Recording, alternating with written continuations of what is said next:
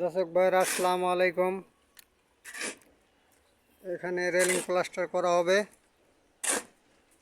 Railing plaster করার জন্য cement বালু কিভাবে তৈরি করবেন তা দেখে নিন। পরিমাণ মতো পানি দিতে হবে বালুতে। তারপরে শিক্ষিত কারিগর দ্বারা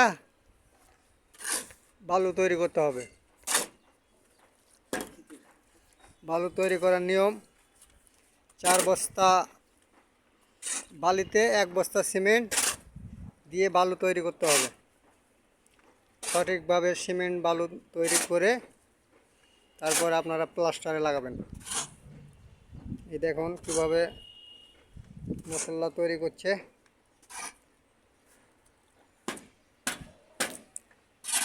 মশলা তৈরি করা হলে আপনারা দেখতে পাচ্ছেন এই যে ছাদের এই রেলিংগুলো প্লাস্টার করা হবে।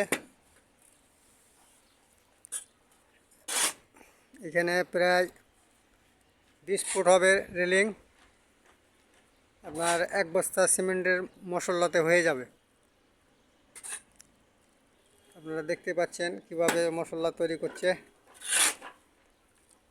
আমাদের এরকম নিত্য নতুন ভিডিও পেতে আমাদের চ্যানেলটি সাবস্ক্রাইব করে আমাদের পাশে থাকার চেষ্টা করবেন।